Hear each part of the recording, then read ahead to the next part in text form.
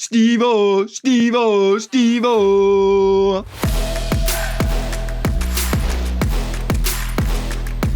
Welcome, Blue Believers, to another episode of the Stamford Sync, where we are syncing up with everything Chelsea FC. And today we're going to talk about some transfer news, a little bit of international magic from a certain Brazilian superstar, and another potential twist in the ongoing goalkeeping saga. But guys, if you're enjoying the content and would like to see more, please do me the distinct honour of liking and sharing the video, subscribe to the channel, or just roast me in the comments, whatever gets you through your day. Oh, and if you've got any left over, hit me up with some of them hype points as well. Right, okay, let's start with the fun stuff today, man. Estevao Willian scored a brace against South Korea. Oh, mate, this kid is so good. I've just thrown caution to the wind at this point. At the start of the season and in the summer, I was very much like, oh, we can't put too much pressure on him. We can't put too much pressure on him. You know, we've got to let him, you know, take his time working his way up to it or whatever. But I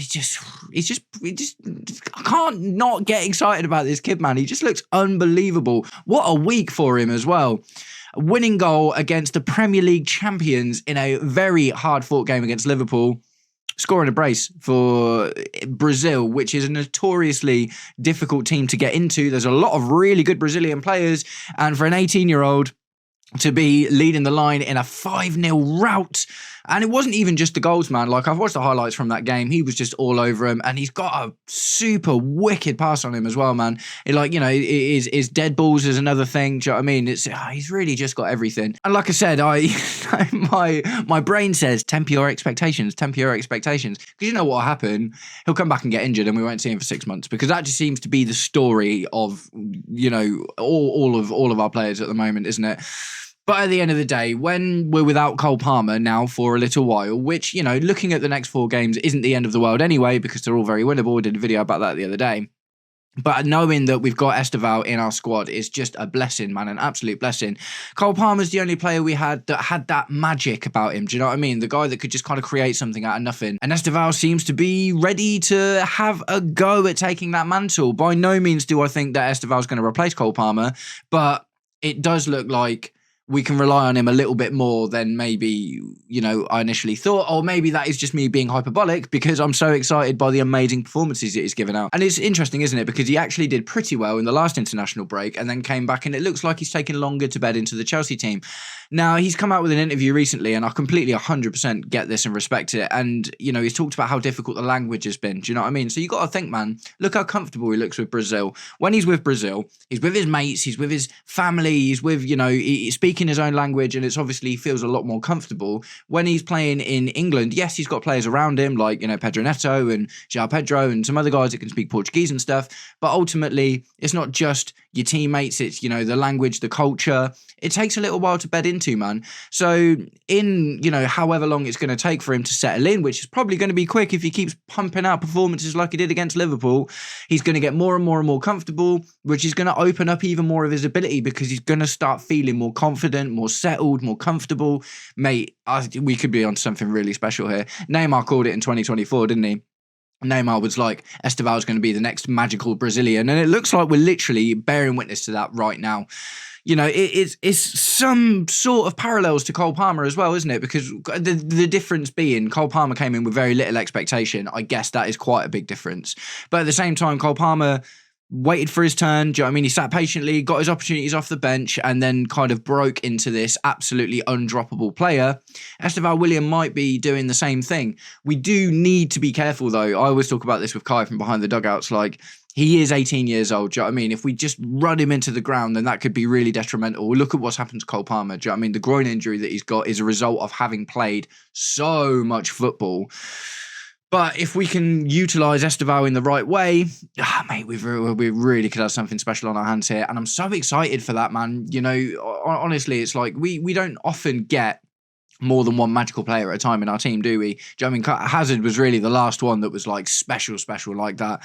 But to have, you know, imagine when Cole Palmer's fully fit and firing and Estevao has had a few more months bedding in and feeling more comfortable, mate, next level. I'm very, very excited for that. So that's enough waxing lyrical about Estevao Willian, although I could do it all day because he's just an absolute joy to watch and I'm so glad he's in our team. So let's talk about some new transfer news that has arisen today. And this is very, very interesting because we are being linked with more centre-backs. And these centre-backs that we're being linked with are literally centre-backs I made a video about just after the Levi Colwill injury. I did a video. I was like, who can we get to replace him? And the two centre-backs we've been linked with in the last 2 days are players that were on that list. Obviously, yesterday's news was Castello-Lucuba, and today's news is Murillo from Nottingham Forest, another left-footed centre-back. He is a good passer. He's got a bit of attitude on him, which I quite like as well, to be honest. I don't think we've got enough of that in our team. He's been doing really well for Nottingham Forest, man. And truth be told, if they'd have, had a really good start to the season, or they were looking like, they were going to have a season like they did last year, it probably wouldn't even be a conversation, or it'd be a serious amount of money. But because Forest have dropped off, his stock has remained quite high, and about 40, 50 million, probably 50 million pounds, I think. Now, is that a January buy? I don't know. It's a bit weird with the centre-backs at the moment, isn't it? There's a bit more... It's not really news, but I'm seeing articles about the Disasi stuff at the moment. Disasi is still supposedly being frozen out of the team. There's no plans to reintegrate him. And it's really difficult now, isn't it? It's like, I don't know if Maresca wants him back in, because this article was like Maresca has frozen Disasi out of the team, but we've had loads of conversations about it and stuff, and obviously Maresca came out himself and said, you'll have to ask the club, the board, the directors. I don't know if I'm allowed to use Disasi. So is it a bit of passing the buck? Do you know what I mean? No one wants to take responsibility for Disasi, but actually no one wants him there and no one wants him in the team. I guess the thing is, other good centre-back news, Josh Achiampong, 100% passes in 66 out of 66 in his England under-21 game. Look really astute and assured. Yes, under-21's not exactly the same kind of level, but ultimately he's going from strength to strength as well. Badiashile and obviously Achiampong played last night, but Badiashile is looking good as well. David Ornstein's come out and said his injury isn't serious. He's going to be back in the team. He had a really good game against Liverpool. Wesley Fofana, we probably would have seen more of Wesley Fofana had Philip Jorgensen not banged him out in the Lincoln game. So do you know what I mean? It's like our centre-back situation is slowly starting to resolve itself. Ultimately, I guess if we're being linked with players like Castello-Lucuba and Murillo, maybe there's a feeling that we're going to need that Levi Colwill replacement, and maybe there's some thought inside the club that Tosin isn't good enough, to kind of see us through the season. And, it's a difficult one because I think Tosin's done really well when called upon. But yeah, we got him on a free from Fulham, man. Do you know what I mean? He was never like an academy whiz kid or, do you know what I mean? Anything like that. So it is a difficult one, but how do you feel about Murillo from Nottingham Forest? Is that something you'd be into? I like the idea just based on the fact he's got a bit of attitude and a bit of steel about him, alongside those other qualities that Maresca's potentially looking for in a centre back. Personally, I like the look of Luca Castello more, having checked out a few of his highlights and the kind of player that he is. I think he'd fit that Levi Colwill role really well. But I do like a bit of angst. Do you know what I mean? I like a bit of angst, and Maria definitely seems to have that. All right, moving on to the goalkeeping saga again. So yesterday, I reported that Mike Maignan is drawing new suitors, and they are in the form of Bayern Munich and Juventus. So there is some more news today, starting to solidify the Juventus links a little bit more. And they've also thrown a bit of a spanner into the works with that one, saying that if Juventus end up getting Mike Maignan, Chelsea could go in for Di Gregorio, who is Juventus's current goalkeeper. He's 28, 29 years old, so in and around the same kind of age. I don't know if I love that, man. At the end of the day, the reason that Juventus are looking at Mike Maignan is because they think Di Gregorio is potentially not good enough.